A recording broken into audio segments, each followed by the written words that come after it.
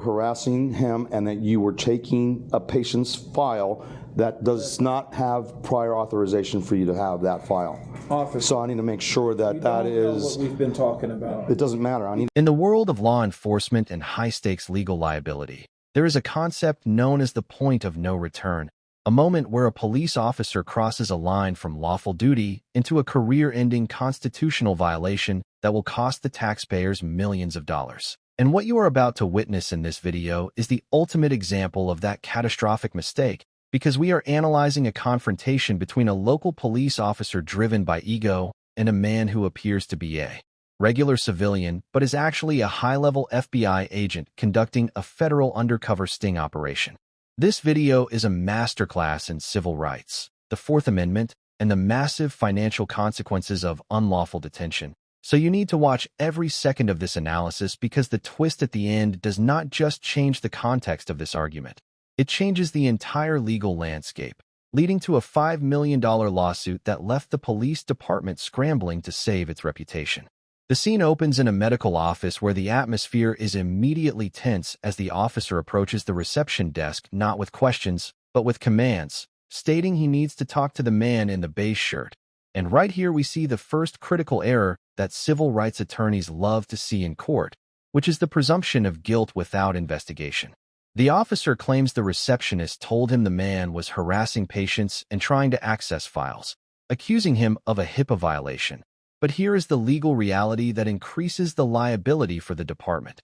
HIPAA is a federal regulation that applies to healthcare providers and insurance companies, not random citizens standing in a lobby. So the officer is attempting to enforce a hospital policy as if it were criminal law, a mistake that falls under failure to train in civil litigation. Notice the body language of the suspect, who is actually an undercover FBI agent. He is completely calm, leaning on the counter, not reaching for a weapon, and not raising his voice, which is a tactic used by trained federal agents to de-escalate, while simultaneously assessing the threat level of the local officer. The agent asks the most important question in any police interaction: "Am I being detained?" And the officer gives a contradictory answer, saying, "You are not being detained," while simultaneously refusing to let him leave, creating a legal gray area known as a de facto arrest, where a reasonable person would not feel free to leave, triggering Fourth Amendment protections against unreasonable seizure. As the interaction continues, the liability meter for the city is spinning out of control, because every minute this agent is held against his will, without reasonable articulable suspicion, constitutes a deprivation of liberty that carries heavy punitive damages in federal court. The agent gives the officer a clear warning, saying, "You might want to walk away, and this is official police business," phrases that should have stopped the officer in his tracks. But the officer suffers from what we call auditory exclusion, due to his ego, unable to conceive that a man with dreadlocks and casual clothes could possibly be his superior in the federal law enforcement hierarchy. This is a textbook example of profiling,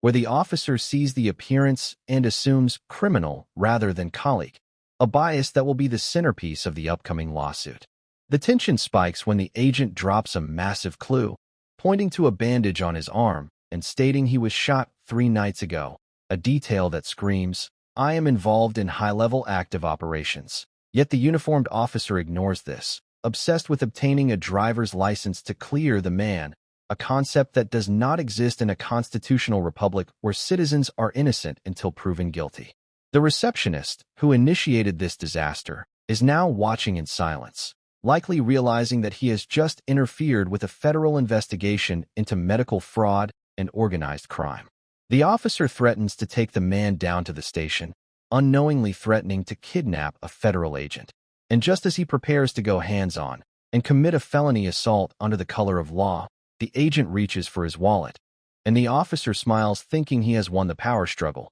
but he is about to face the shock of his life. The agent flips open his badge, revealing not a driver's license, but the gold shield of a federal agent, specifically working on a task force to take down dirty doctors selling patient info to gangs. The color drains from the officer's face as the power dynamic instantly flips 180 degrees, and the suspect begins to interrogate the cop, revealing that this was a sting operation costing thousands of dollars that the local officer just ruined with his arrogance. The agent scolds him, asking how the report is going to look, because now the officer has to document that he harassed a federal agent and blew a major case. But the story does not end with the officer saying sorry, because in the legal world, an apology is an admission of guilt, and the fallout from this incident was financial and severe. Following this encounter, reports indicate that the undercover agent filed a massive civil rights lawsuit against the department and the officer individually, citing unlawful detention, profiling, and the compromise of his safety, demanding a staggering $5 million in damages for the violation of his civil rights and the emotional distress caused by the officer's negligence. This settlement is ultimately paid by the taxpayers, proving once again that when law enforcement officers do not know the law they are sworn to uphold, it is the community that pays the price. So remember to know your rights and always remain calm, because you never know who is really watching. As we dive deeper into this catastrophic failure of police procedure, we must analyze the specific legal and financial mechanics that turn a simple conversation into a multi-million-dollar liability for the city, because what you are watching is not just an argument. It is the systematic dismantling of a police officer's career by a man who knows the federal statutes better than the person attempting to enforce them. We need to look closely at the middle phase of this interaction where the officer commits what is known in civil litigation as a continuing violation, because every time the agent offers him an off-ramp by stating, "This is official business," or "You might want to walk away," and the officer refuses to listen, he is compounding the punitive damages that will eventually be awarded in the lawsuit. The officer is suffering from a psychological phenomenon called the sunk cost fallacy, where he feels he has invested too much of his ego into the confrontation to back down now, believing that if he just applies enough pressure, the suspect will crack and submit to his authority. But he fails to realize he is pressing against a wall of federal authority that will crush him. Let's look at the specific accusation of the HIPAA violation, which is the officer's entire probable cause for this detention. In the high-stakes world of medical law and insurance liability, a police officer on the street has zero jurisdiction to enforce administrative privacy rules unless he witnesses an actual theft of documents, meaning his entire legal foundation for holding this man is built on sand. A fact that the department's insurance lawyers will later look at with horror when they realize they have to pay out a settlement for an unlawful seizure based on a non-existent crime. The agent, maintaining his cover while protecting his rights, drops the most chilling line of the entire encounter when he points to his bandaged arm and says, "I was shot 3 nights ago." A statement that should have immediately triggered an officer's safety and de-escalation protocol in the uniformed cop's brain, because average citizens do not get shot in the line of duty and then return to the field 3 days later to handle business. This was a clear signal that the man standing there was a Tier 1 operator involved in active, dangerous casework. But the local officer is so blinded by his need for control that he interprets this crucial intelligence as just another distraction. The receptionist, who is the original source of this liability claim, is now witnessing the officer dig a grave for the entire precinct, likely realizing that his complaint about rudeness has spiraled into a federal incident. Now, as we transition into the third and final phase of this analysis,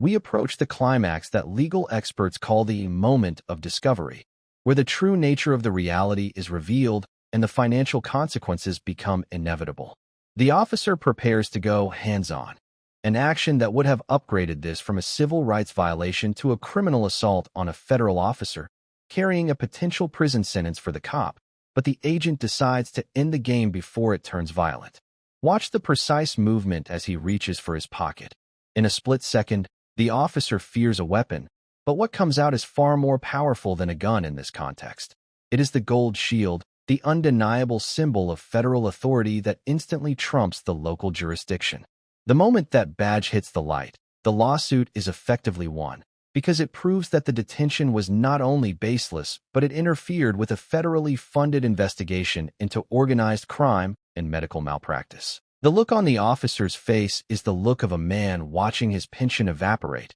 as the realization hits him that he hasn't just harassed a civilian. He has compromised a sting operation, targeting a network of dirty doctors and gang members, a case that likely involved months of surveillance and hundreds of thousands of tax dollars to organize. The agent's subsequent lecture is not just a scolding. It is a preview of the internal affairs interview the officer will face, asking, "How is that report going to look?" Because the paperwork generated from this incident will be the primary evidence used against the department in the upcoming civil litigation. Following this disaster, the fallout was absolute and expensive. Legal filings indicate that the undercover agent, unwilling to let this gross incompetence slide, initiated a Title 42 Section 1983 lawsuit against the municipality and the officer personally, seeking $5 million in damages. This figure is not arbitrary. It is calculated based on compensatory damages for the violation of liberty and punitive damages designed to punish the officer for his willful ignorance and arrogance, serving as a warning to other officers that qualified immunity will not save them when they blatantly ignore the Constitution. The city, recognizing that a jury would likely award even more after seeing the body camera footage of their officer bullying a wounded federal agent, likely moved to settle out of court for a massive sum,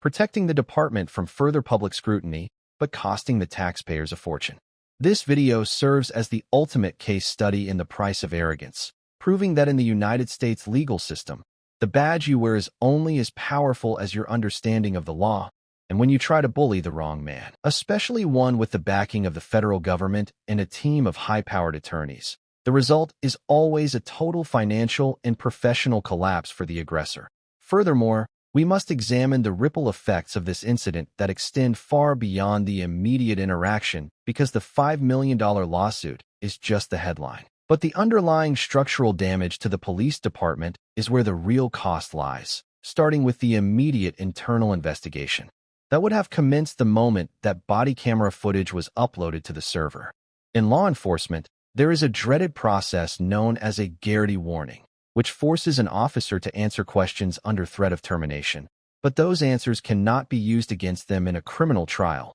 and this officer would have been subjected to a grueling interrogation by internal affairs to determine if his actions were merely incompetence or malicious intent. We also have to consider the criminal element that escaped justice that day, because the undercover agent explicitly stated he was there to catch a doctor selling patient data to gangs, a massive operation involving healthcare fraud and racketeering, and by blowing the agent's cover, the uniformed officer likely allowed key targets to destroy evidence and go underground, meaning the financial loss isn't just the lawsuit settlement, but the millions of dollars in wasted investigative resources, and the potential future crimes committed by the gang members who weren't caught. This brings us to the concept of municipal liability and failure to train, legal theories that allow plaintiffs to sue not just the bad apple officer, but the entire city, arguing that the department failed to teach its employees the basic difference between a hospital policy and a federal law, which drastically increases the settlement payout because the city has deeper pockets than the individual officer. Insurance companies that cover police departments pay close attention to these viral incidents, and after a payout of this magnitude, the city's liability insurance premiums would skyrocket, forcing the local government to either cut services or raise taxes, meaning that every citizen in that jurisdiction is literally paying for this officer's 5 minutes of arrogance. From a federal perspective, the officer is lucky he wasn't charged under 18 U.S. Code Section 242, deprivation of rights under color of law, a federal crime that carries prison time, because physically detaining a federal agent without cause fits the criteria for a federal indictment, though usually, the Department of Justice lets the civil courts handle the financial punishment. The psychological aspect of the blue wall of silence is also shattered here, as police officers typically protect their own, but when an officer humiliates the department this badly and targets a fellow member of the law enforcement fraternity, he finds himself isolated, ostracized, and blacklisted from ever working in security or policing again. Ultimately, this video stands as a permanent digital record of what happens when authority is decoupled from accountability, serving as a warning to every public servant that in the age of body cameras and constitutional auditors, your career can end in a single viral moment if you do not respect the rights of the people you serve. And while the undercover agent walked away with a massive settlement, the true victory is the education this provides to millions of citizens who now know that official business and the Fourth Amendment are not just words, but shields against tyranny that carry a very high price tag when violated.